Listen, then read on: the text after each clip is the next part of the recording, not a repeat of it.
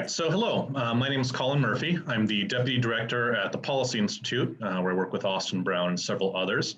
And I also do a lot of work on fuels policy, in particular the low carbon fuel standard, which is a policy that California and a few other states and provinces in Canada have adopted that reduces the carbon intensity of transportation fuels over time.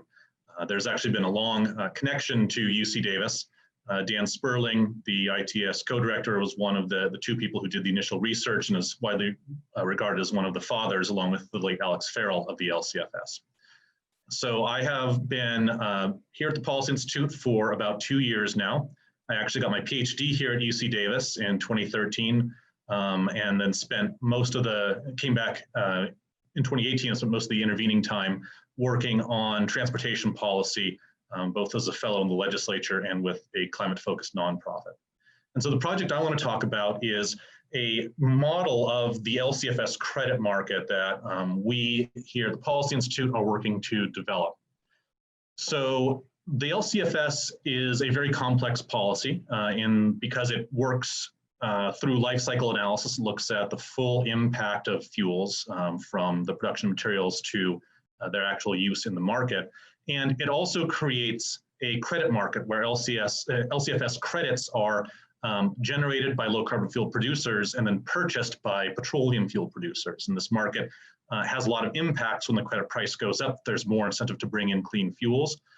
And so with this market playing a central role, it's important that we understand how the market works and what the impacts of policies or technology changes might be.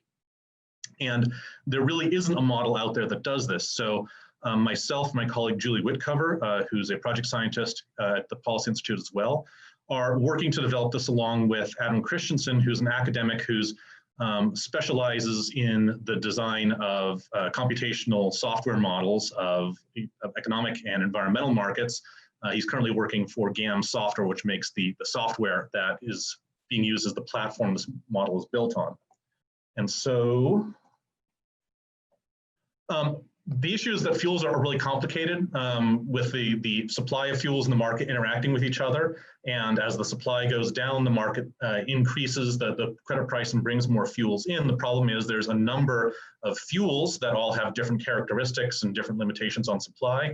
And then a number of factors which could affect the fuels market, including disruptions in supply and technology changes and policy actions.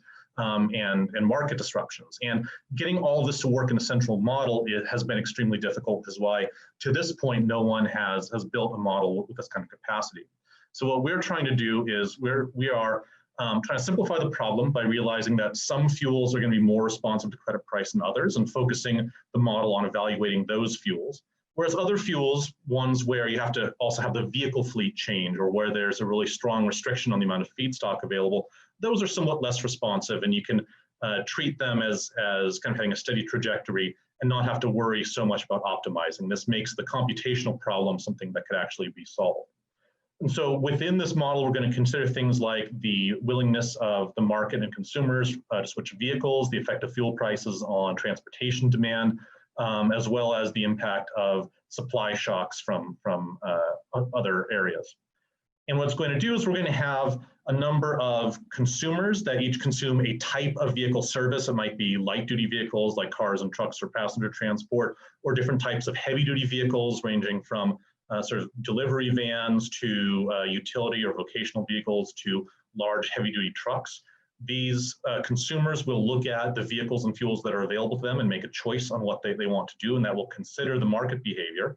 And then the fuel blender, which is sort of a abstraction of all of the fuel distributors who are getting into the fuel space and choosing what fuels to buy and who to buy from, they have to go and comply with low carbon fuel standard. So it is an extremely complicated model, but we're well into the development process. We anticipate having sort of version 1 for the California context done by the end of 2020, and then we'll start writing up papers and publishing them in early 2021. There's also been interest from an external funder in recalibrating this model to work for a possible national LCFS that may come with the expiration of the federal renewable fuel standard. And we are optimistic that we're going to come to an agreement with them and do the work to redevelop this model to look at the national context. And what this will allow us to do is say, if California or if the US decides to push more electric vehicles into the market through something like more vehicle subsidies or a fee bait, what will that do to the LCFS credit market? And then what will that change in the credit market do to demand for fuels like biodiesel or renewable diesel or renewable natural gas? And this will let us start understanding these indirect market mediated impacts of transportation and fuel policy. This capacity will, I think, really help solidify our role as one of the leading low carbon fuel research institutions in academia, and really help both California, the US, and any other jurisdictions who might be interested develop a more informed fuels policy as we really try to rapidly decarbonize transportation and meet things like Paris Agreement goals. So this graph shows some of the current status of the model. You can see some of the GAMS code behind it. The graph is just demonstrating the kind of graphic user interface this model is going to have to allow the rapid generation of figures and displays of market behavior. Don't worry about the specific numbers on this graph. Right now, this figure is just using dummy numbers to go and demonstrate the model is structurally complete. But once it's done, we will have the ability to generate a number of graphical tables and figures showing the progress of fuels markets. Thanks a lot.